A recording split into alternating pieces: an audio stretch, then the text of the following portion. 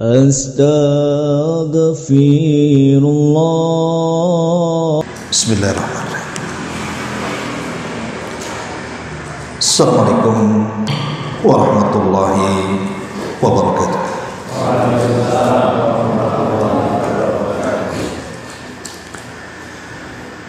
Innal hamdalillah nahmaduhu wa nasta'inuhu wa nastaghfiruh wa na'udzu billahi min syururi anfusina was sayyiati a'malina. May yahdihillahu fala mudilla lahu wa man yudlil fala hadiya lahu.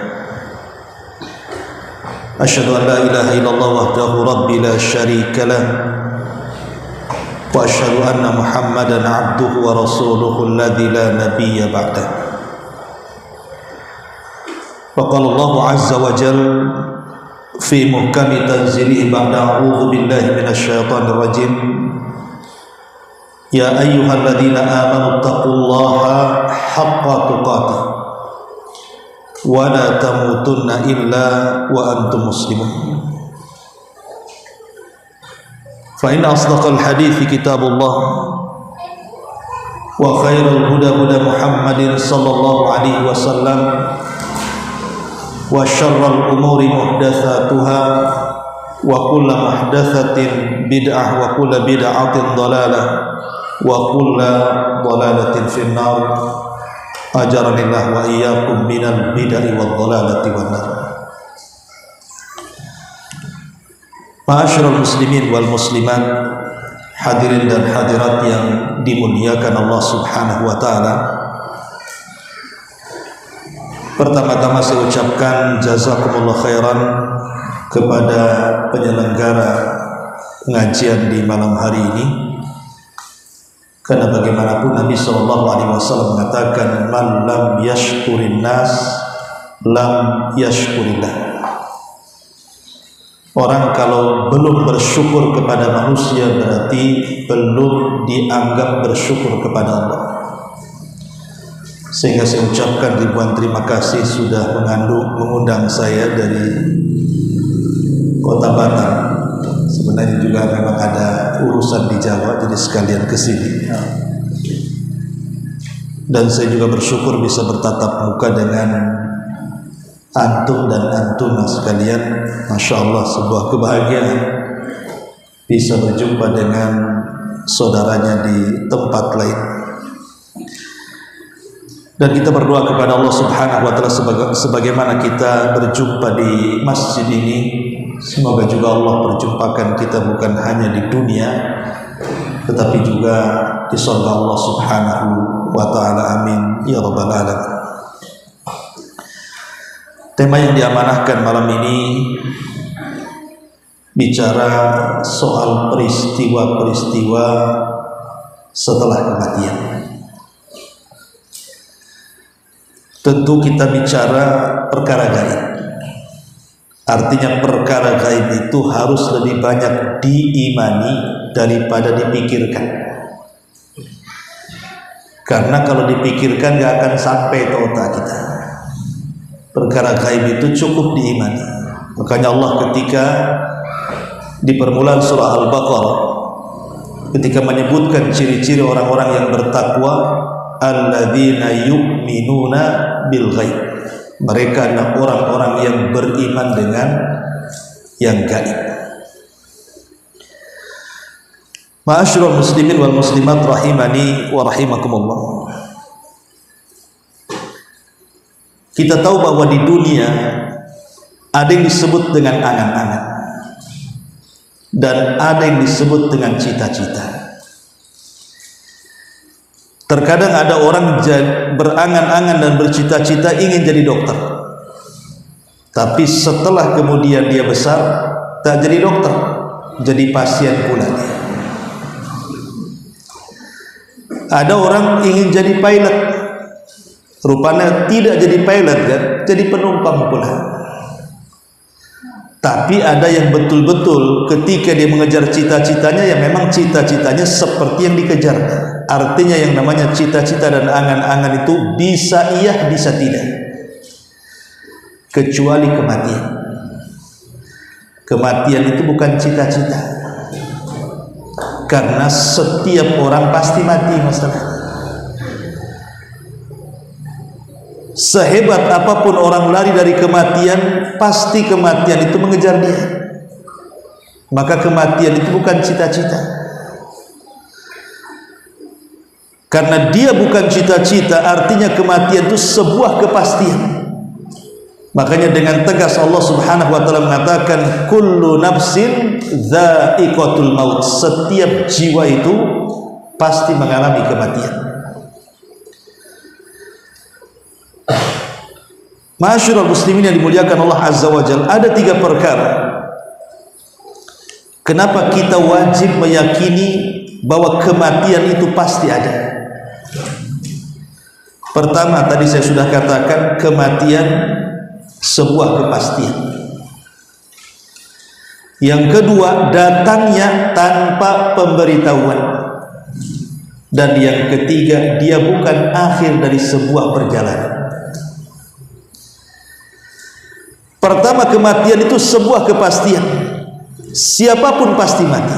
Hatta para nabi dan rasul sudah jauh meninggalkan kita.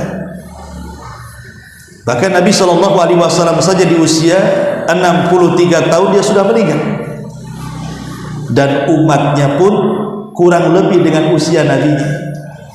Kata Nabi SAW, a'maru ummati baina sittina wa sab'in, usia umatku itu berkisar 60 sampai 70 tahun saja. Maka antum yang sudah 60 tahun ya hati-hati aja, tidak dekat kan gitu ya. Karena kalaupun lewat 70 tahun kata Rasul itu jarang. Ada yang usia 80, 90, tapi kan tak banyak. Umurnya orang itu biasanya 70 tahun itu sudah nggak ada. Karena biasanya umat itu akan disesuaikan dengan usia nabinya kurang lebih. Kalau dulu Nuh itu ya usianya 1000 lebih. Ataupun zamannya Nabi Allah Hud, Nabi Saleh, dan nabi-nabi sebelumnya memang usia mereka ratusan tahun. Tetapi semakin kesini kan bukan hanya umurnya, postur tubuh pun semakin pendek. Maka umur pun disesuaikan dengan postur tubuh. Kalau Adam tuh tubuhnya berapa meter? 60 hasta. 1 hasta itu setengah meter, berarti 30 meter. Kalau antum umroh di Saudi itu ada sepeda Nabi Adam. Padahal di zaman Nabi Adam gak ada sepeda kan? Rupanya di Jogja gak ada sepeda, hadiah. Mungkin dia berpikir kalau Nabi Adam hidup kayak gitulah sepedanya gitu mungkinnya. Saking gedenya orang itu. Makanya disebutkan dalam hadis yang sahih kan Adam itu diberikan usia berapa tahun? 1000 tahun. Tetapi dari 1000 tahun itu kemudian diberikan kepada umatnya Nabi Allah Daud 40 tahun. Berarti usia Nabi Adam itu 960 tahun. Karena yang 40 diberikan kepada Nabi Daud. Intinya bahwa kematian itu sebuah kepastian. Kullu nafsin dha'iqatul maut. Okelah, sekarang kalau kita melihat dunia farmasi, dunia kedokteran semakin hari kan semakin canggih. Boleh jadi mungkin dulu banyak penyakit-penyakit itu dianggap luar biasa, susah untuk disembuhkan. Tapi dengan ditemukan obat-obatan, ditemukan dengan cara-cara untuk mengobati, akhirnya penyakit yang luar biasa dianggap penyakit biasa karena ditemukan obat-obatan. Tapi walaupun secanggih apapun ilmu kedokteran ataupun farmasi atau herbalis atau apapun namanya, tetap kematian itu tidak bisa ditangkal dengan pil, tidak bisa ditangkal dengan operasi. Kalau udah mati, mati. Karena itu sebuah kepastian masalah. Ini yang pertama. Yang kedua, kematian itu datangnya tanpa pemberitahuan. Ini masalahnya. Kalau seandainya orang mau mati dikasih tahu dulu, besok kau mati, pastikan akan tobat dulu tuh orang. Tapi masalahnya tidak ada satupun manusia yang diberitahu kematiannya kecuali para nabi. Kalau para nabi ya dikasih pilihan. Mau hidup atau mau terus, kan itu ya. Mau hidup maksudnya mau hidup di dunia dan dipanjangkan usianya, atau milih meninggal. Itu para nabi memang diberikan pilihan. Tapi selain para nabi tidak ada pilihan. Lah karena kematian itu datangnya tanpa pemberitahuan, artinya bahwa kematian itu rahasia Allah Subhanahu wa taala. Kenapa Allah rahasiakan? Kenapa tidak dijelaskan saja kematian kita? Di sini letaknya, karena kematian adalah rahasia ilahi. Dan kenapa Allah rahasiakan? Supaya kita persiapan. Dan sebaik-baik persiapan adalah ketakwaan kepada Allah. Wa tazawwadu fa inna khaira zadi taqwa. Berbekalah kalian, karena sebaik-baik bekallah takwa Allah azza wa jalla. Kemudian yang terakhir ini yang kita akan bahas sesuai dengan pembahasan kita, bahwa kematian itu bukan akhir dari sebuah perjalanan. Ada peristiwa-peristiwa setelah kematian. Ini yang saya minta sabar, karena pembahasan ini panjang lebar. Mudah-mudahan saya ngantuk, antum yang tidak ya. Karena kalau kajian panjang biasanya yang ngantuk jemaahnya. Ustaznya semangat. Mudah-mudahan saya duluan ngantuk. Ma'asyiral muslimin yang dimuliakan Allah azza wa jalla. Ada bahasa di masyarakat, dan saya juga pernah terbaca di koran-koran, atau terkadang terlontarkan orang apabila mengantarkan jenazah itu. Ayo kita antar jenazah ini ke tempat peristirahatan yang terakhir. Sering mendengar kalimat itu? Ya. Kalimat ini sebenarnya ada benarnya, ada salahnya. Kalau yang dimaksud kalimat ayo kita antarkan jenazah ini ke tempat peristirahatan yang terakhir, memang jenazah ini seorang muslim yang taat kepada Allah Subhanahu wa taala, boleh jadi kalimat itu benar. Tapi kalau jenazah ini adalah orang jahat, orang yang tidak taat kepada Allah Azza wa Jalla, kita katakan seperti itu, bukan hanya keliru tapi salah ucapan itu. Di zaman Nabi ada jenazah yang lewat. Apa kata Nabi? Mustarih wa mustarahum minhu. Mustarih wa mustarahum minhu. Kata Nabi SAW, adapun jenazah yang lewat ini bisa saja dia beristirahat dari kepenatan dunia, atau orang lain yang beristirahat dari dia. Sahabat bertanya, Rasul, apa yang disebut dengan mustari dan mustarah minhu itu? Maka Nabi SAW mengatakan, apabila innal abdal mu'min, apabila seorang hamba itu beriman kepada Allah Subhanahu wa ta'ala, maka yastari min nasabid dunya wa adha. Berarti jenazah itu betul-betul beristirahat dari kepenatan dunia, dari keperitan dunia, istirahat dia.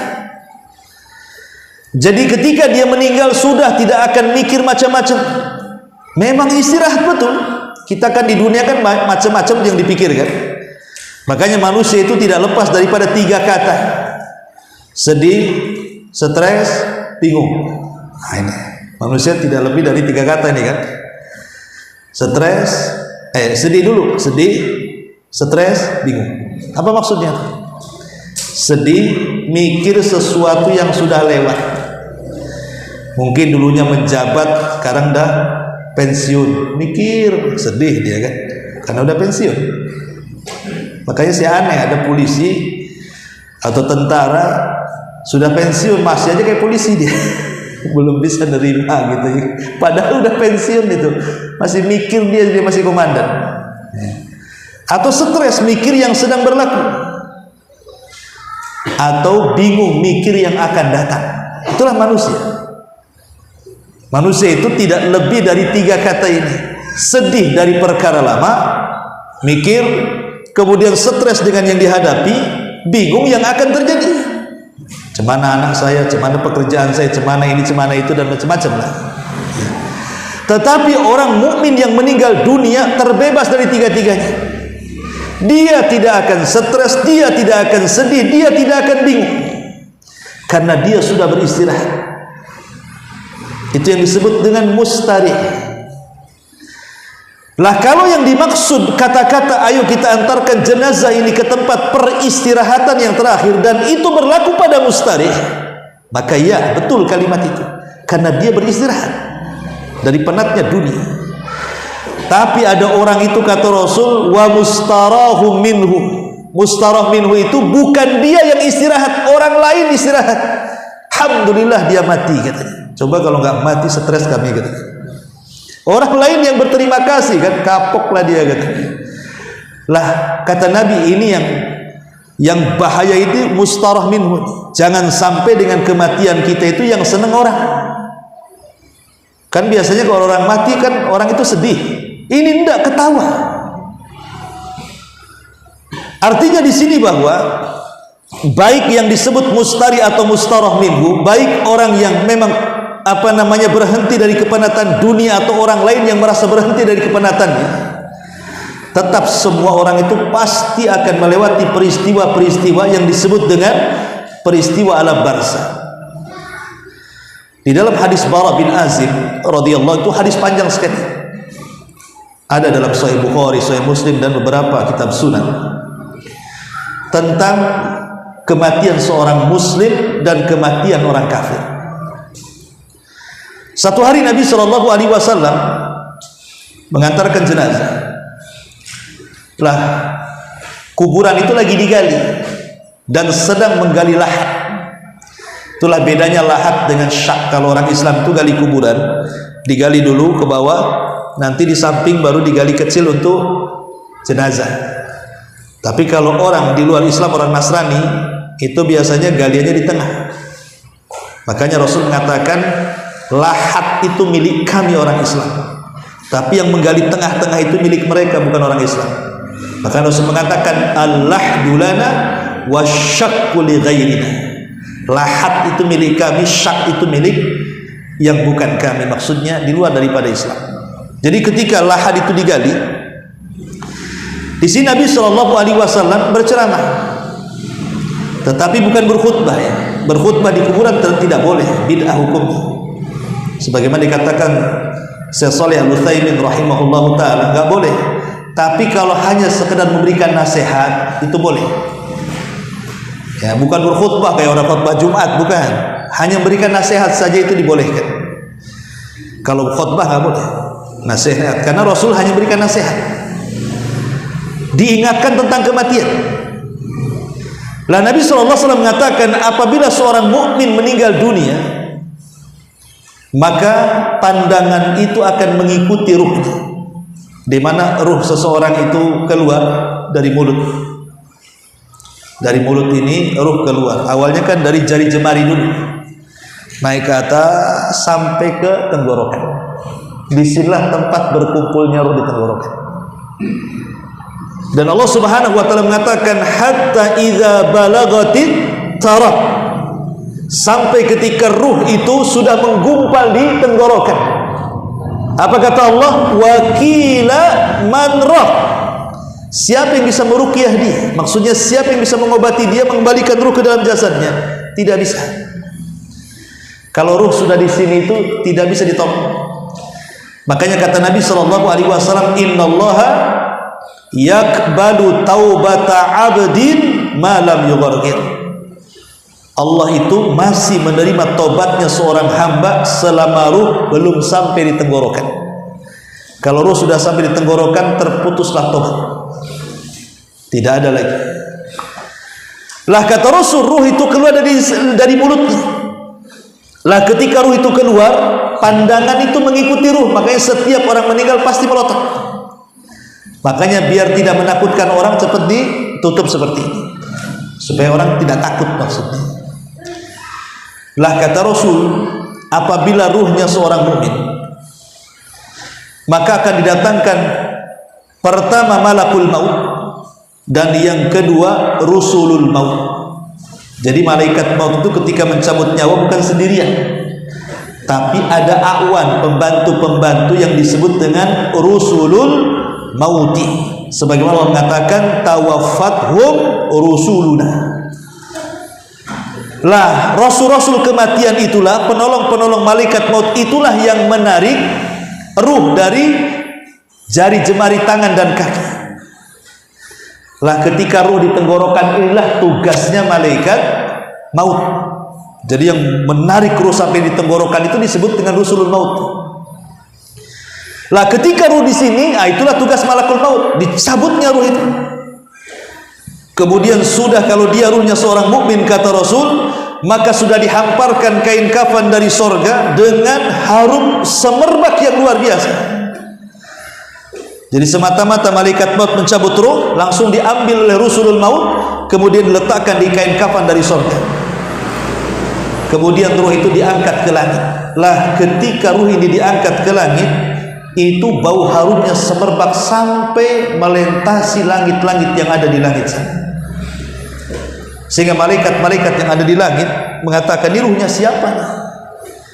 Maka dikatakan ruhnya fulan ibn fulan, disebut dengan nama yang paling disukainya di dunia. Makanya kalau ngasih nama jangan sembarang, karena nama ini yang akan disebut di langit. Dalam Islam itu nama sangat diatur. Kata Rasul, sebaik-baik nama adalah Abdullah dan Abdurrahman. Berilah nama-nama anak kalian dengan nama-nama dari nama-nama Allah. Menunjukkan apa? Islam itu mengatur nama. Makanya Abu Hurairah radhiyallahu anhu di masa jahiliyah namanya siapa? Abdus Syams, hamba matahari. Kemudian dia masuk Islam. Oleh Nabi dirubah kan, dari Abdus Syamsi menjadi Abdur Rahman ibn Sakhr. Tapi karena suka anak kucing, jadi kalau ngaji itu bawa anak kucing, Hurairah. Kalau kucing garong, Hirrah. Kalau Hurairah itu anak kucing. Sama Sulaiman itu Salman kecil. Kalau Salman kan besar, kalau Sulaiman Salman kecil. Hirrah itu kucing garong, Hurairah itu anak kucing. Jadi dia suka bawa anak kucing. Kata Nabi SAW, ya Abal Hir. Dan riwayat ya Aba Hurairah. Saking sukanya Abu Hurairah dengan kucing, akhirnya Rasul memanggil dengan wahai bapak kucing. Hilang nama aslinya, yang muncul kunyahnya. Namanya kan Abdurrahman tuh, tapi karena suka kucing akhirnya dipanggil bapak kucing. Dan Abu Hurairah suka dipanggil dengan kalimat itu. Kenapa? Karena yang ngasih nama Nabi. Coba kalau saya kasih nama antum, antum suka dengan ayam, saya bilang, hei bapak ayam, marah nggak antum? Marah, karena saya ngasih nama. Tapi kalau Nabi yang ngasih nama kan nggak marah, justru suka kan sahabat itu. Sama dengan Ali. Ali itu ketika bermasalah dengan Fatimah, tidur dia. Ketika bangun, masjid Nabi bukan kayak gini, ini kan cantik masjid ini pakai keramik. Masjid Nabi pakai tanah lah. Jadi kalau terbangun tuh debu semua kan di pundak Ali itu. Apa kata Rasul? Ya Aba Turab kum, hei bapak tanah, bangun. Kata Ali, demi Allah, panggilan itu lebih aku sukai daripada Ali. Padahal bapak tanah. Tuan takur ya bapak tanah, banyak tanahnya. Artinya bahwa panggilan-panggilan seperti ini Islam itu sangat penting, karena nanti saat kita mati itu nama kita disebut. Makanya kalau bisa yang aneh-aneh namanya hijrahkan saja. Hijrahkan saja namanya. Ada saya itu ketemu orang namanya Hamimah. Jadi saya tanya, Bu, tahu kan Hamimah itu? Nggak tahu. Itu neraka loh. Gantilah namanya. Jangan nama-nama neraka pula coba. Nama-nama istri Nabi kan banyak. Ganti. Karena nanti nama itu yang akan disebut di langit. Ataupun mungkin ada nama-nama yang tidak berarti, tidak ada arti bagus, segera gantikan. Itu bagian daripada tafaul. Tafaul itu maksudnya mudah-mudahan dengan nama yang baik itu menjadi doa kita seperti nama yang kita sebutkan. Jadi intinya ruh ini kalau sudah naik ke atas, dia dipanggil namanya tuh. Kemudian langit pertama dibuka pintunya, naik langit kedua dibuka pintunya sampai langit ketujuh. Setelah kemudian berjumpa dengan Allah Subhanahu wa taala, maka Allah mengatakan kepada ruh tersebut, kembalikan ruh ke dalam jasadnya, tapi catatannya angkat di tempat yang paling tinggi yang disebut dengan Illiyin. Akhirnya ruhnya dihantar kembali. Ketika dimasukkan ke dalam jasad, disitulah tiba-tiba malaikat Munkar dan Nakir datang, bertanya 3 soalan yang disebut dengan usulu as-salasa. Makanya ada kitab namanya Usul as-salasa. Itu dirangkum dari 3 soalan Munkar dan Nakir. Syekh Muhammad bin Abdul Wahab ketika mengarang kitab itu rangkuman dari 3 soalan sebenarnya. Man rabbuka, siapa Rabb? Wa ma nabiyuka, siapa nabi? Wa ma dinuka, apa agama? Inilah 3 soalan yang akan ditanya. Maka pelajarilah 3 perkara ini.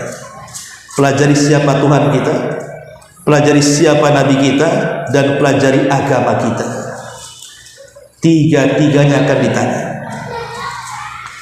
Lah dalam hadis Bara bin Azib radhiyallahu anhu, Allah mengatakan dalam Al-Qur'an, yutsabbitullahu alladhina amanu bil qauli tsabit. Orang-orang yang beriman, maka mereka sanggup menjawab pertanyaan itu dengan mudahnya. Tapi orang-orang fajir, orang-orang fasik, walaupun di dunia dia hafal dengan jawaban itu, tiba-tiba mereka tidak bisa bergerak lisannya. Setiap ditanya siapa Tuhanmu, dia mengatakan ha la adri, aku tidak tahu. Setiap ditanya wa ma nabiyuka, dia mengatakan ha la adri, aku tidak tahu. Setiap ditanya wa ma dinuka, apa agamamu, dia pun sama mengatakan ha la adri, aku tidak tahu. Ketika dia mengatakan tidak tahu, dan dia mengatakan fa'altu kama fa'alan nas au qultu kama qalan nas, aku hanya mengamalkan apa yang aku lihat manusia mengamalkan, atau aku mengatakan apa yang dikatakan manusia, ketika itulah kemudian Allah kirimkan malaikat yang di tangannya gada yang sangat besar, yang kalau dipukulkan gada itu, kata Rasul, di gunung Uhud cukup menghancurkan gunung Uhud itu. Cemana kalau dipukulkan di kepala orang itu. Ma'asyiral muslimin yang dimuliakan Allah Azza wa Jalla. Dari sini kita tahu bahwa peristiwa kubur itu ada berapa macam? Ada 4. Orang yang masuk ke dalam kuburan itu akan melewati 4 peristiwa. Dari hadis Bara bin Azib radhiyallahu anhu dan hadis-hadis yang lainnya. Pertama disebut dengan Dhautatil Qabri. Dhautatul Qabri, himpitan kuburan. Semua manusia pasti dihimpit. Tidak saya, tidak antum. Tidak orang yang beriman, tidak orang kafir. Tidak orang baik, tidak orang fajir. Tidak bayi, tidak orang dewasa, tidak orang tua, semua akan terkena himpitan kubur. Bahkan Sa'd bin Rabi. Siapa yang tidak kenal Sa'd bin Rabi? Pemimpin Aus. Satu Aus itu diislamkan sama dia, Sa'd. Dia Islam di tangan siapa? Mus'ab ibn Umair. Dan Mus'ab bin Umair itu sahabat yang pertama kali dikirim berdakwah ke kota Madinah oleh Nabi. Jasanya mengislamkan 2 pemimpin kabilah besar yang kemudian belakangan menjadi Ansor. Pertama pemimpin Khazraj, Sa'd bin Ubadah. Yang kedua pemimpin Aus, Sa'd bin Rabi. Dua-duanya masuk Islam di tangan Mus'ab bin Umair. Tapi yang menarik dari Sa'd bin Rabi ini, dia mengislamkan 1 kabilah Aus, kecuali 1 tidak mau masuk Islam, namanya Usair. Lah ketika terjadi perang Uhud, semua orang-orang Aus ikut perang, kecuali Usair, karena dia belum masuk Islam ya. Tetapi karena dia melihat kabilahnya ingin berperang, dia muncul hamiyah jahiliyahnya, kesukuannya. Gak apa-apa, saya gak Islam, tapi saya tetap membela suku saya. Datang kepada Rasul, Rasul, libatkan aku dalam jihad, katanya. Kata Rasul, gak bisa, kamu musyrik, kamu masuk Islam dulu, katanya. Gak mau, katanya. Oh, gak bisa orang musyrik, harus masuk Islam dulu. Akhirnya dia pun terpaksa bersyahadat karena membela kabilah. Asyhadu an la ilaha illallah wa asyhadu anna Muhammadar Rasul. Kemudian perang mati. Apa kata Rasul? Tahu gak kalian, orang yang tidak pernah sujud ataupun ruku seumur hidupnya tapi kematiannya masuk surga dan diletakkan di surga yang paling tinggi. Kata sahabat, siapa wahai Rasul? Itulah Usairim. Usairim. Dia masuk Islam ketika mau perang tuh, kemudian mati dalam peperangan, langsung mati syahid. Enak kalau kayak gini ya. Gak pernah sujud, gak pernah ruku, sekali mati masuk surga. Itulah Usairim. Yang ingin saya ceritakan adalah Sa'd bin Rabi ini, pemimpin Aus ini, ketika meninggal itu arsy Allah bergetar. Bayangkan arsy Allah bergetar, itu makhluk yang paling besar arsy itu. Bisa bergetar dengan kematian. Bahkan 70.000 malaikat turun mengiringi jenazah. Sampai-sampai Rasul mengatakan, kalau seandainya ada yang selamat dari himpitan kubur, tentu Sa'adlah orangnya, tapi dia pun tidak selamat. Sa'ad tidak selamat. Dalam riwayat ada seorang bayi meninggal dunia. Kemudian Rasul mengatakan, kalau ada orang yang selamat dari himpitan kubur, tentu bayi ini yang selamat, karena dia tidak punya dosa, tapi dia pun tidak selamat. Dari sini menjadi polemik para ulama, ikhwan. Apa yang dimaksud? Kalau gitu apa bedanya kalau orang mukmin terkena himpitan kuburan, orang kafir terkena himpitan kuburan, orang jahat terkena himpitan kuburan, orang baik tidak terkena himpitan kuburan? Lalu apa bedanya kalau begitu? Lalu kita sholat, puasa, zakat, haji, ngaji seperti ini, nggak ada bedanya dengan orang kafir, sama-sama terkena himpitan. Dari sini kata para ulama akidah, seperti disebutkan dalam Fatwa Lajnah Daimah, Syekh Shalih Fauzan dan yang lainnya, mengatakan bahwa kalau himpitan kubur itu terjadi kepada orang yang beriman, maka himpitan kubur itu hanya sebagai pelukan seorang ibu kepada anaknya. Karena asal penciptaan manusia kan dari tanah, Adam itu dari tanah, maka kita akan kembali ke tanah seolah-olah tanah itu ibu kita. Jadi kalau kita kembali ke tanah, seolah-olah kita kembali kepada ibu pertiwi kita. Kemudian ibu kita memeluk kita. Tidak mungkin seorang ibu memeluk bayinya akan sakit. Maka himpitan bagi orang-orang yang beriman seperti seorang ibu yang memeluk anaknya. Tidak ada rasa sakit sama sekali. Tetapi hadis-hadis Nabi SAW yang mengatakan bahwa himpitan kuburan itu bisa meretakkan tulang, bisa meretakkan persendian, dan dia akan menjerit kesakitan dan tidak ada yang tahu rasa sakitnya kecuali Allah. Itu maksudnya orang-orang kafir dan fajir. Ketika kemudian dihimpit kuburan, maka mereka berteriak-teriak dan tidak ada yang mengetahui suaranya kecuali binatang-binatang itu. Inilah bedanya. Ini peristiwa pertama disebut dengan Ghawtatul Qabri. Lah peristiwa yang kedua itulah disebut dengan fitnatul qabri, fitnah kubur. Fitnah kubur itu artinya su'alul malakaini, pertanyaan dua malaikat. Itu disebut fitnah kubur. Inilah yang ditakutkan Nabi. Makanya Nabi SAW mengajarkan doa setiap sholat, mau sunnahnya, mau wajibnya sebelum salat.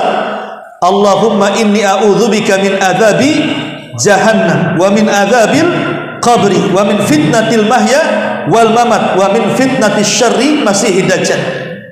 Sebagian para ulama ketika mengatakan min fitnatil mahya wal mamat, fitnah kehidupan dan fitnah kematian, maksudnya fitnah kematian di sini adalah fitnatul qabri, fitnah kubur, pertanyaan dua malaikat.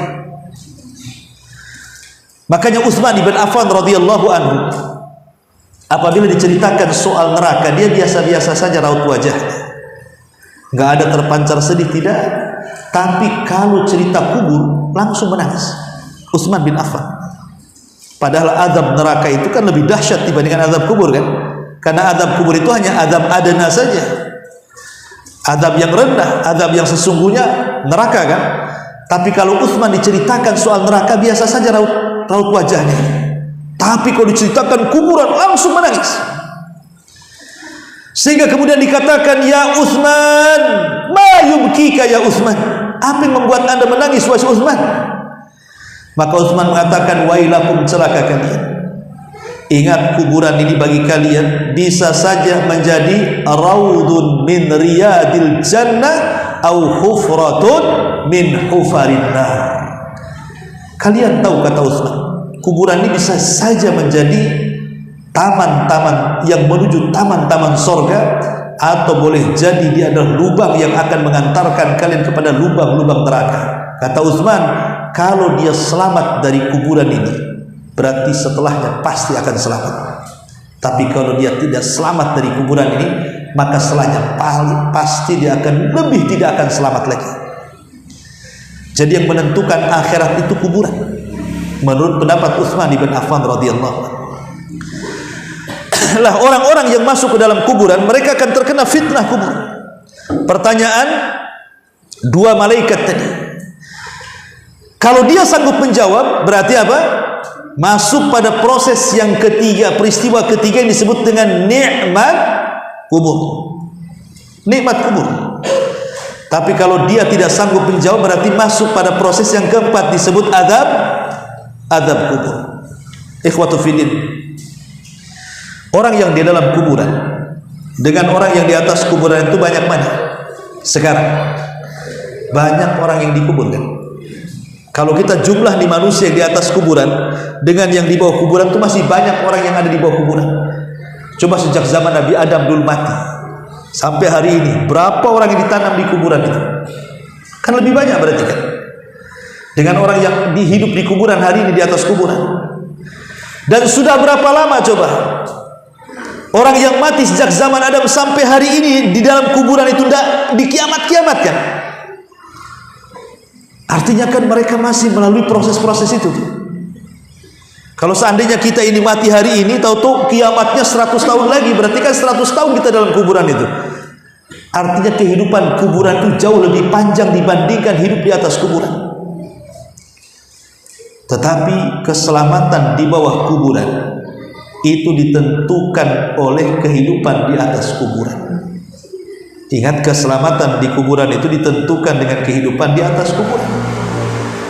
Maka mumpung kita ini belum mati, masih diberikan kehidupan, maka adalah kesempatan kita mempersiapkan segalanya untuk setelah kematian kita. Makanya Ali radhiyallahu anhu ketika ditanya soal takwa, "Ya Ali, apa itu takwa?" Kata Ali, takwa itu terdiri dari 4 kalimat. Yang pertama, al-khaufu minal jalil, takut kepada Allah. Yang kedua, wal amalu bitanzil, berusaha mengamalkan apapun yang diperintahkan Allah. Yang ketiga, kata Ali radhiyallahu an, wal qana'atu bil qalil, merasa qanaah dengan pemberian Allah. Dikasih banyak, alhamdulillah. Dikasih sedikit, alhamdulillah. Pokoknya selama pemberian Allah itu pasti terbaik, maka saya akan redha dengan pemberian Allah. Dan yang terakhir, wal isti'dad li yaumir rahim, persiapan untuk hari setelah kematian. Jadi tugas kita ini adalah mempersiapkan untuk hari setelah kematian. Ini yang disebut dengan proses setelah kematian yang ada di alam barzakh. Kita masuk pada persoalan yang kedua. Ini yang mungkin lebih panjang lagi masalahnya.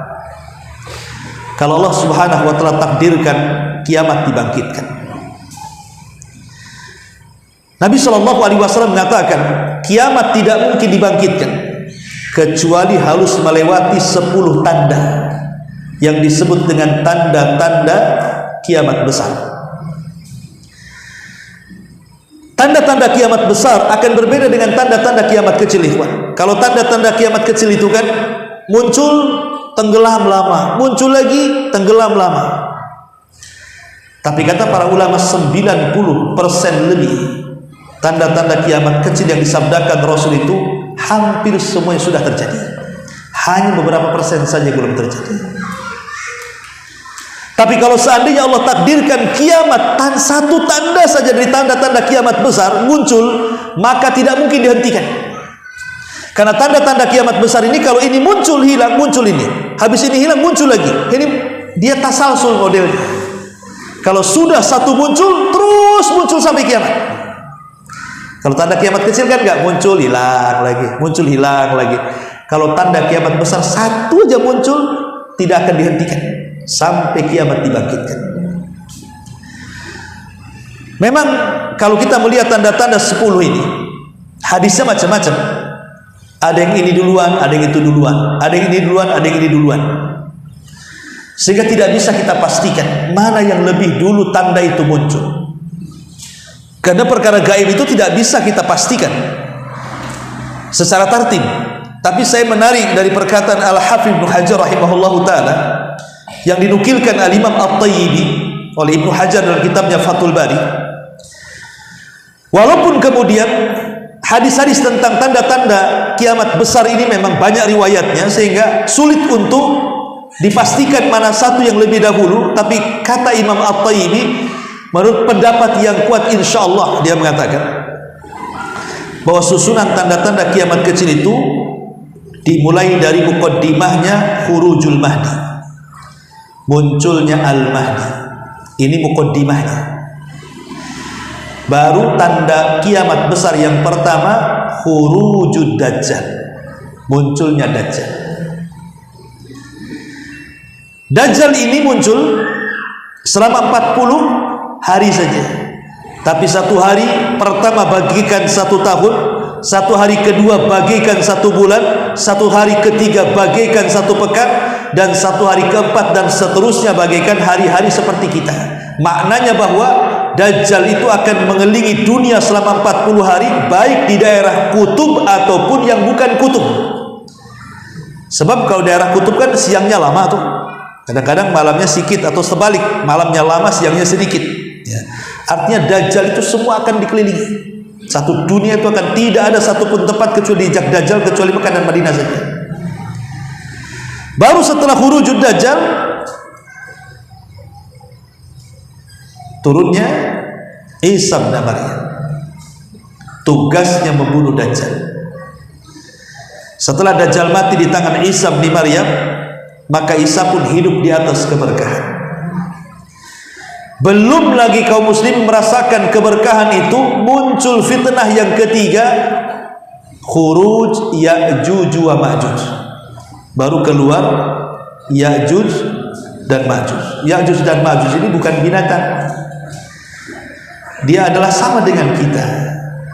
Cuman dia adalah makhluk keturunan Yafis putra Nuh alaihi salatu wassalam yang dipenjarakan oleh Dzulqarnain di masa itu, dan benteng itu tidak mungkin hancur kecuali Allah takdirkan di akhir zaman benteng itu jebol. Mereka keluar dan mereka kaum yang tidak bisa diperangi. Ingat, mereka kaum yang tidak bisa diperangi. Macam mana akan diperangi coba? Ya. Break azan dulu. Alhamdulillah ya. Gak apa-apa sedikit. Kenapa Rasul mengatakan tidak bisa diperangi? Karena jumlahnya terlalu banyak. Satu dari kita 999 dari mereka. Macam mana ngelawannya? Antum melawan satu orang nih, melawan Ya'juj dan Ma'juj 999, kira-kira menang gak? Antum 1 lawan 2 aja kalah. Yang dilawan 999, keok lah kita. Itu kenapa Rasul mengatakan kalian kira jihad sudah terhenti? Tidak, kata Rasul, jihad tidak akan terhenti sampai kalian akan menemui kaum yang tidak bisa dibunuh dan diperangi, kata Rasul. Siapa mereka? Ya'juj wa Ma'juj. Jumlahnya banyak sekali. Satu dari kita 999 dari mereka, dan mereka semua jadi penghuni neraka. Ya'juj dan Ma'juj. Siapa yang membunuh Ya'juj Ma'juj? Azab Allah. Isa berdoa kepada Allah supaya dikirimkan dud, semacam nagaf itu semacam ulat yang kemudian bersarang di tengkuknya, satu mati kayak gardu listrik, mati semua. Ya'juj dan Ma'juj. Baru setelah itu ini tanda-tanda bumi, baru beralih kepada tanda-tanda langit. Apa itu? Yang pertama dukhan, asap tebal. Kemudian yang kedua, munculnya matahari dari arah barat. Kemudian yang ketiga, munculnya binatang yang keluar dari perut bumi bisa bicara. Itu yang disebut dengan dabatun minal ardh. Ini 3 tanda dari langit. Kemudian 3 tanda balik lagi ke bumi. Munculnya gempa dari arah barat. Kemudian yang kedua munculnya gempa dari arah timur. Kemudian yang ketiga munculnya gempa dari jazirah Arab. Berarti sudah 9 tanda-tanda kiamat besar. Dan terakhir munculnya api dari Aden Yaman, menggiring manusia ke Syam. Dan ketika itu tidak ada yang hidup kecuali orang kafir, karena orang yang beriman akan dicabut nyawanya oleh angin yang sangat dingin yang menerpas setiap ketiak mereka, kemudian ruhnya dicabut sehingga tidak ada yang hidup kecuali yang kafir. Disitulah Rasul mengatakan la taqumus sa'a illa ala syiraril khalqi. Tidak mungkin tegak hari kiamat kecuali akan menimpa seburuk-buruk manusia. Artinya kiamat pertama, tiupan sangkakala pertama tidak dirasakan orang yang beriman. Yang merasakan kiamat pertama itu adalah orang-orang kafir saja.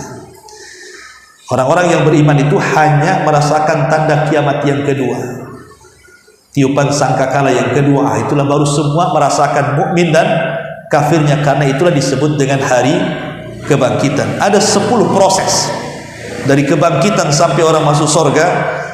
Tunggu tanggal mainnya setelah azan. Wallahu a'lam. Silakan azan.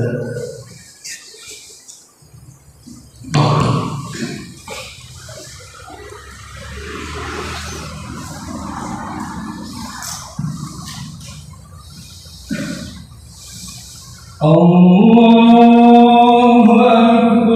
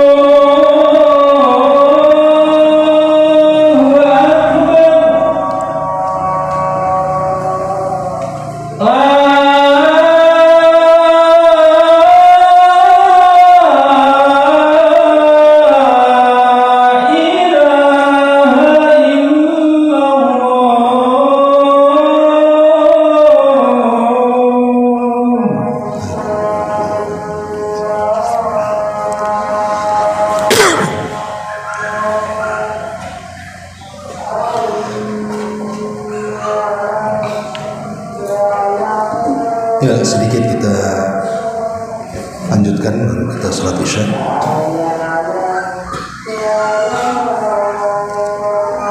Tadi saya sudah jelaskan bahwa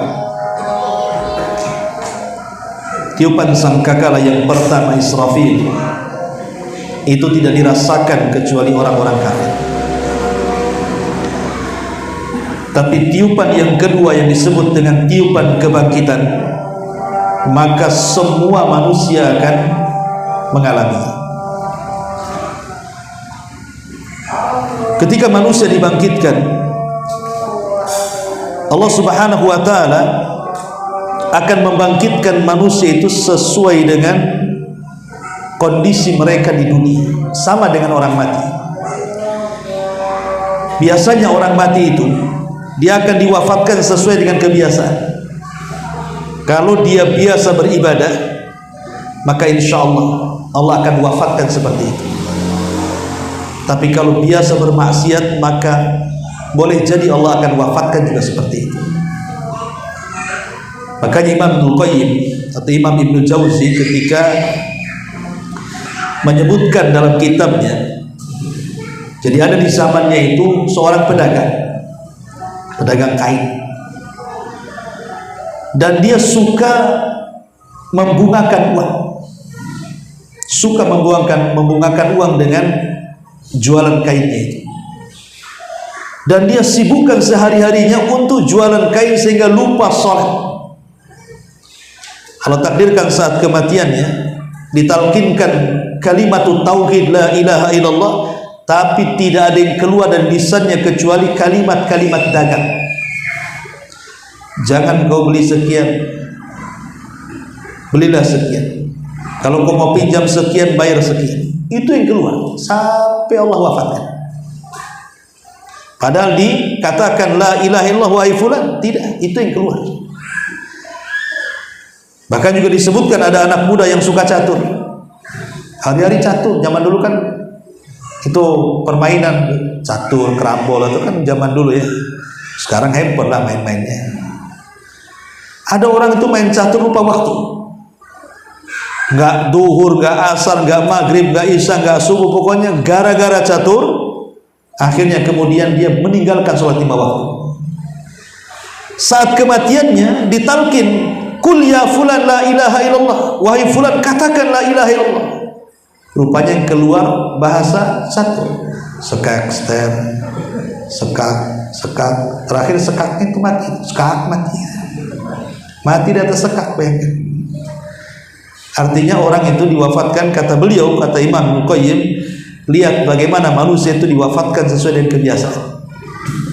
Lah sebagaimana manusia diwafatkan sebagaimana kebiasaan, maka orang mati pun dibangkitkan sebagaimana kebiasaan. Kalau dia mati, dia melakukan banyak amal soleh, maka akan dibangkitkan seperti itu. Maka orang dibangkitkan itu ada yang sedang membaca Quran, ada yang sedang sholat, ada yang sedang berzikir, ada yang sedang silaturahim, dan begitu seterusnya. Tapi ada juga kebalikannya. Orang dibangkitkan itu macam-macam. Ya.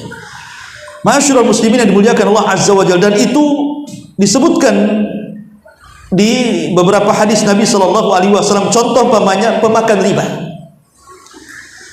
Itu disebutkan dalam Al-Quran, alladzina ya'kuluna riba la yakumuna illa kama yakumul ladzi yatakhabbatuhu syaitanu minal mas. Orang-orang yang memakan harta riba itu tidak dapat berdiri melainkan seperti berdirinya orang-orang yang kemasukan setan alias kesurupan.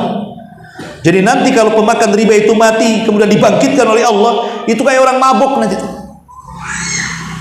Sebagaimana dia mabuk duit di dunia, Allah buat mabuk otaknya itu ketika dibangkitkan. Dan dunia riba itu subhanallah hari ini, saya pikir riba itu ada di bank saja, di pohon kelapa pun ada riba. Silahkan pinjam dengan bunga sekian, tempel pula di pohon pisang. Bayangkan, riba di pohon pisang ada. Bukan di bank saja sekarang, di mana-mana. Di pagar-pagar rumah pun ada sekarang riba. Ini kan bahaya, ya. Kemudian contoh yang lain, orang sombong. Apa kata Nabi SAW? Yuhsyarul mutakabbiruna yawmal qiyamah ka'amthali dzar fi suratir rijal, kata Rasul. Orang-orang sombong itu ketika dibangkitkan dibuat kecil badannya seperti dzar. Dzar itu sebagian ulama hadis mengatakan kanamal, seperti semut. Sementara kiri kanan ini orang besar-besar. Ketika dia harus ke tempat panggilan di padang mahsyar itu, dia harus terseok-seok karena takut diinjak orang besar. Ya, karena selama di dunia dia merasa sombong. Nah, sekarang Allah kecilkan pada hari kiamat. Al jaza min jinsil amal. Balasan itu disesuaikan dengan amalan. Atau contoh yang lain, para pengemis. Kata Nabi SAW, man sa'ala min ghairi faqrin faka'annama ya'kulul jamrah. Barang siapa yang meminta-minta padahal dia tidak fakir, maka seolah-olah dia memakan bara api, keluar dari mulutnya api ketika dibangkitkan. Ya. Atau contoh yang lain, orang-orang yang poligami dan tidak adil. Apa kata Nabi SAW? Man kanat lahu imra'atan famala ila ihdahuma jaa yaumal qiyamah wa shikkuhu ma'in. Barang siapa yang memiliki dua istri atau lebih, kemudian cenderung kepada salah satunya, maka pada hari kiamat kelak dia akan berjalan miring. Bayangkan coba, antum jalan miring pakai satu kaki, jangan jauh-jauh 1 kilo aja, kira-kira bisa nggak tuh? Tengkle itu, satu kaki sambil miring. Sementara kita ini nanti padang mahsyar untuk ke tempat panggilan itu entah berapa kilo, entah berapa, Allah tidak menyebutkan. Sambil miring-miring antum jalan. Subhanallah, sebagian. Mikirlah kalau mau poligami. Ya. Kemudian juga contoh umpamanya orang-orang yang mereka bunuh diri. Umpamanya bunuh dirinya dengan makan racun. Maka ketika dibangkitkan dia sedang minum racun. Kalau bunuh dirinya sedang pakai tambang, ya dibangkitkan juga seperti itu. Naudzubillah. Ya. Masyaallah muslimin, dan banyak lagi kondisi-kondisi. Intinya bahwa ketika manusia dibangkitkan itu matahari sudah di atas kepala 1 mil. Abu Hurairah radhiyallahu anhu ketika menceritakan tentang matahari di atas kepala, seorang rawi hadis, mereka ragu-ragu. Mil itu kan bahasa Arab. Apakah mil itu alat celak? Paling kalau alat celak mungkin 1 jengkal saja. Tapi kalau maksudnya mil itu jarak, ya mungkin oke lah, masih jauh dari kepala kan. Jadi mil dalam bahasa Arab ada 2 bahasa. Mil maksudnya alat bercelak, atau mil itu artinya jarak. Kalau jarak berarti masih jauh dari kepala. Kalau seandainya mil disebutnya untuk celak, berarti cuma 1 jengkalnya di atas kepala. Oke, kita mengambil pendapat mil itu jarak. Sekarang saja ya, logika ikhwan. Kalau seandainya matahari yang kita lihat itu bergeser dari porosnya, mendekati ke bumi sedikit saja, apa yang terjadi dengan bumi? Terbakar kan bumi ini. Tapi kalau seandainya matahari itu keluar dari porosnya, menjauh dari bumi saja sedikit, bisa beku bumi ini. Jadi serba salah. Matahari menjauh dari bumi, beku bumi. Matahari mendekat ke bumi, terbakar bumi. Begitulah kekuasaan Allah meletakkan matahari di porosnya sehingga tidak terbakar dan tidak beku. Itu kekuasaan Allah namanya. Tapi pada hari kiamat 1 mil di atas kepala. Makanya wajar keringat bercucuran dan luar biasa pada hari itu, menakutkannya. Lah itulah hari kebangkitan. Ketika kemudian Al-Quran menyebutkan hari kebangkitan itu, Al-Quran membahasakan dengan 2 binatang. Pertama dalam surah Al-Qari'ah, Allah membahasakan dengan laron.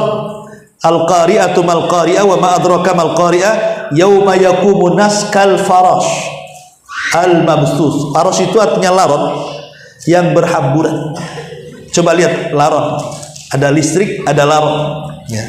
Gimana cara terbang laron itu? Nggak ada aturan laron itu terbang, ditabrak-tabrak kawannya. Nanti tahu-tahu besok itu sudah sayapnya di bawah semua kan?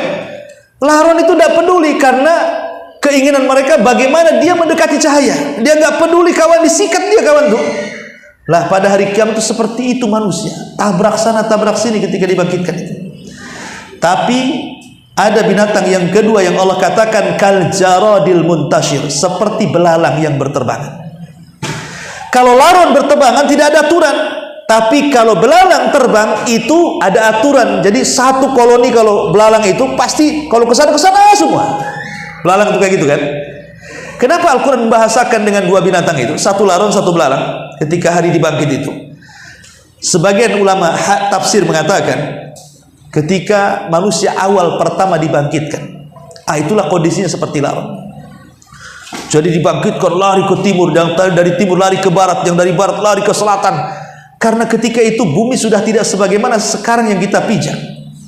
Tidak ada maklam, kata Rasul, tidak tahu di mana desa kita, kecamatan kita, kabupaten kita, tidak tahu lagi karena buminya sudah rata terhampar. Ada gunung, tidak ada lembah, tidak ada yang meninggi, tidak ada yang merendah, semua rata. Semana kita mau tahu rumah kita di mana? Makanya mereka lari ke sana kemari tidak karuan. Sampai ada titik di mana di situ ada suara manusia disuruh kumpul di situ. Nah, itu disebut padang mahsyar.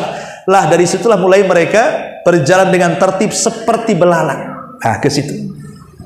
Itulah bedanya kenapa Quran membahasakan dua binatang. Lah baru setelah itu mereka di satu titik yang disebut dengan padang mahsyar, disitulah mereka menanti syafaat.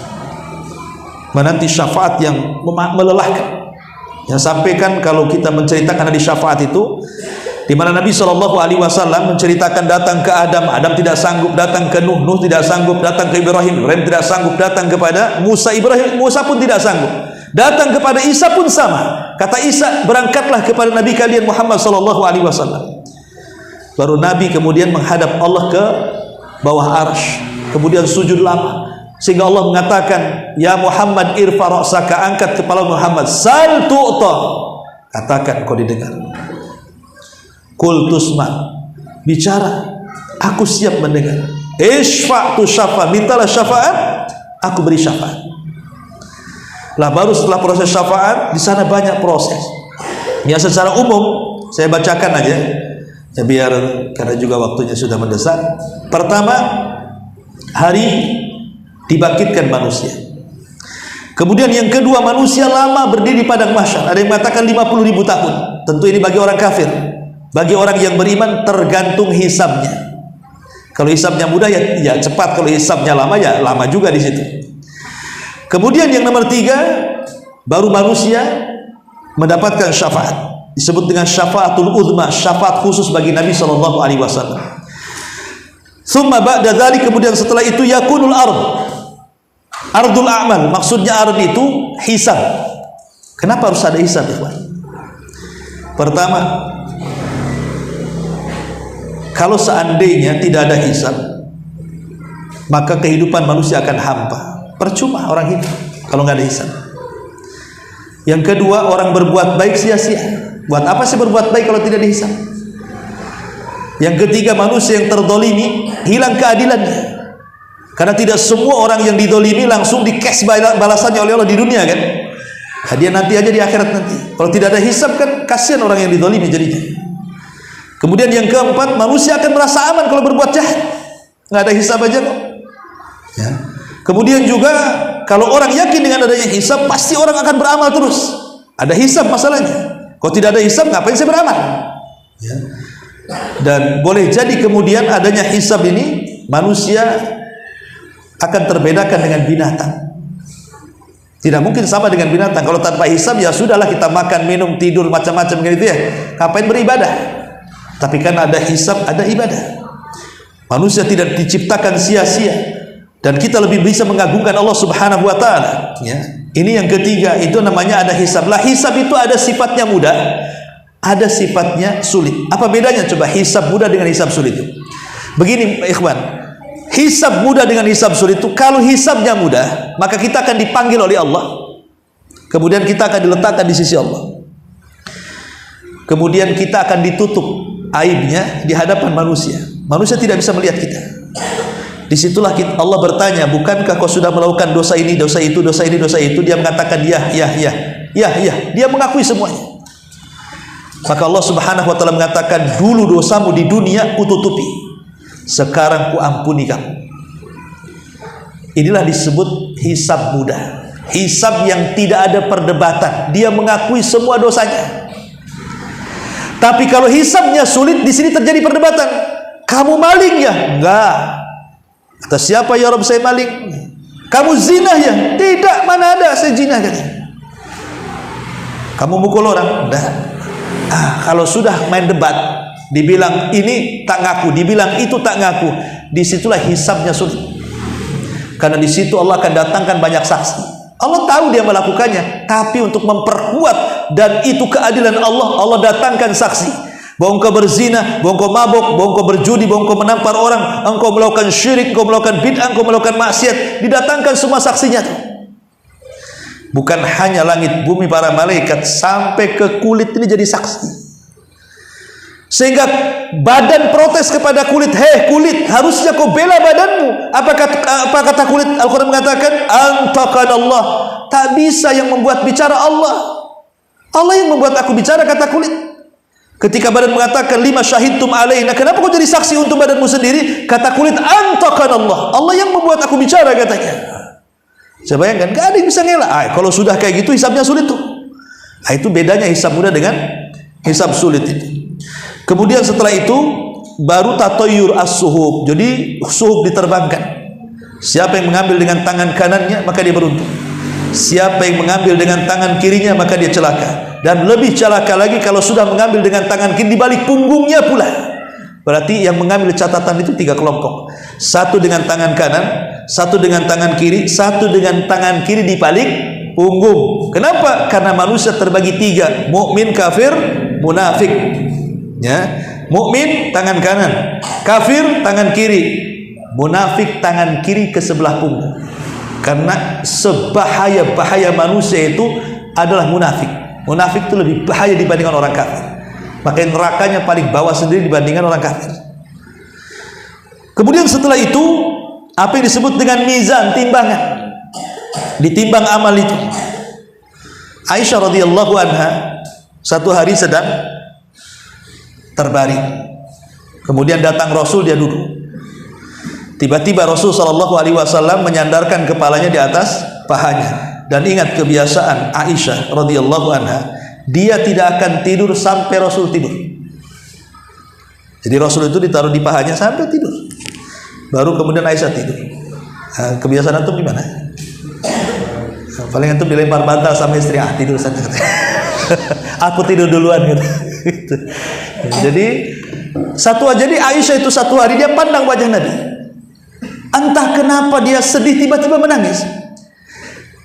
Tangisan Aisyah radhiyallahu anha ini akhirnya jatuh persis di pipi Nabi. Sontak aja lah Nabi bangun. Ada apa kok Aisyah ini kok menangis? Dilihatnya Aisyah itu sedang nangis. Kata Rasul, ya Aisyah, lima tabki wa lima du. Kenapa kau menangis dan kenapa kau bisa mencucurkan air mata tumben-tumbennya? Coba, apakah Aisyah mikir rumahnya karena sempit, belum ada gelang di telinga, belum ada kalung, kok belanja gak tambah-tambah? Bukan itu yang dipikirkan Aisyah. Aisyah hanya mengatakan di hadapan Rasul, tadzakartu yaumal qiyamah.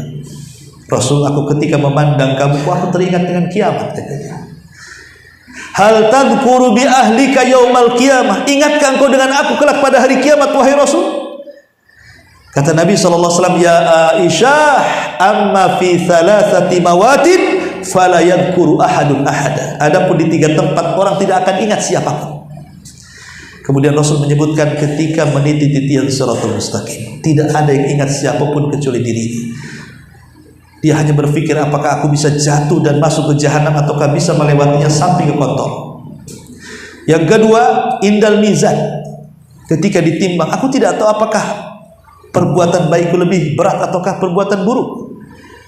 Dan ketika tatayyur sub, ketika sub diterbangkan, manusia tidak akan ingat siapapun. Yang ia pikirkan, apakah saya bisa mengambil dengan tangan kanan ataukah dengan tangan kiri atau di balik punggung. Jadi ini suasana yang menakutkan, karena orang nggak ingat siapa saja di situ kecuali dirinya sendiri. Maka ini dinamanya proses mizan, tatayyur as-suhub. Baru yang ketujuh, pembacaan kitab. Kitab ini ada 2 macam. Ada kitab khusus, memang catatan kita saja.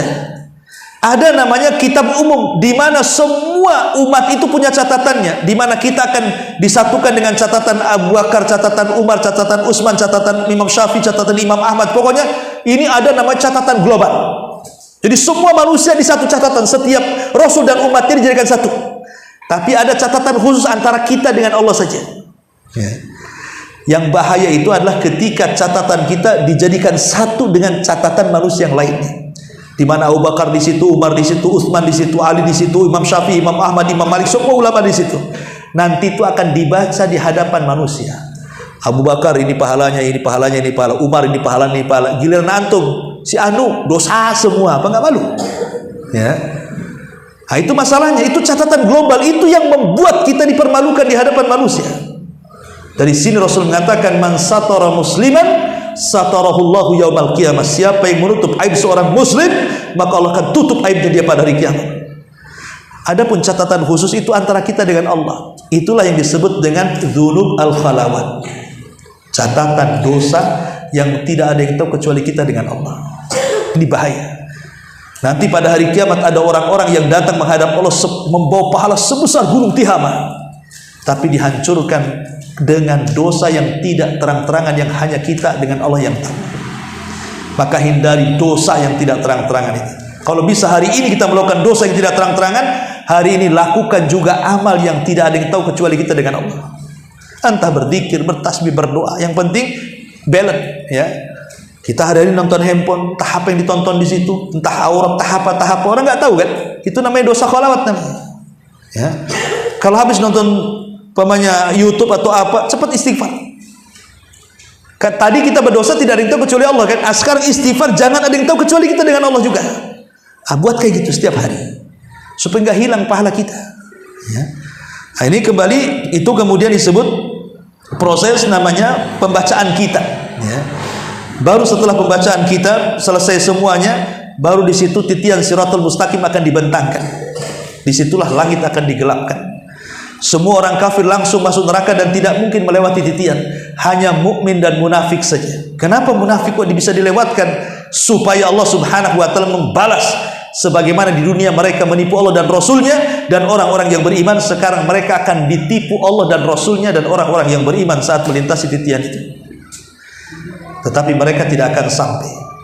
Hanya orang-orang yang beriman yang sampai di ujung kontol. Baru setelah itu ada pintu-pintu surga. Ada yang mengatakan kontol ini tempat penghisaban terakhir dengan cara kisos. Hanya orang yang beriman dengan yang beriman saja. Tapi kalau zalimnya orang beriman dengan orang kafir, orang yang beriman dengan binatang, atau orang kafir dengan orang kafir, itu terjadi sebelum titian. Tapi setelah titian itu khusus orang-orang yang beriman dengan yang beriman saja, yang disebut dengan hadis muflis, hadisnya orang bangkrut. Kata Rasul, nanti pada hari kiamat ada orang membawa pahala sholat, pahala zakat, pahala sedekah, dan pahala-pahala yang lainnya. Tapi satu sisi mencela orang, menghina orang, mengambil hak orang, memukul orang, mengambil darah orang. Akhirnya orang yang zalim dan yang dizalimi akan dipertemukan itu. Hei, dulu kau zalim sama saya. Sekarang mana pahalamu? Ini pahalaku. Datang lagi, kau juga zalim sama saya, mana pahalamu? Akhirnya tiap hari diambil di pahalanya, habis lulus pahalanya. Tapi yang dizalimi masih datang. Kau juga zalim sama saya, mana pahalamu? Nggak ada, habis katanya. Oh, nggak apa-apa, tapi aku punya dosa, ambillah dosaku katanya.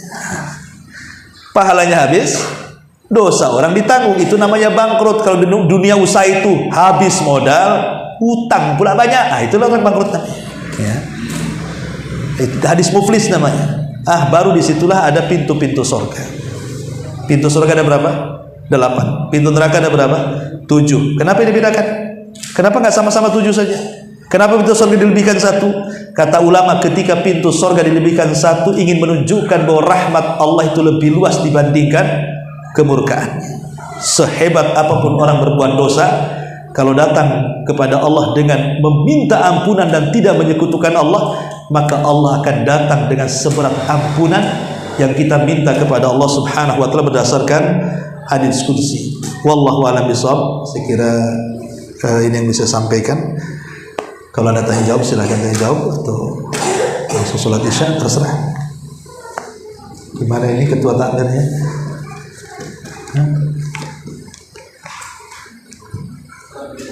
Sholat isya dulu.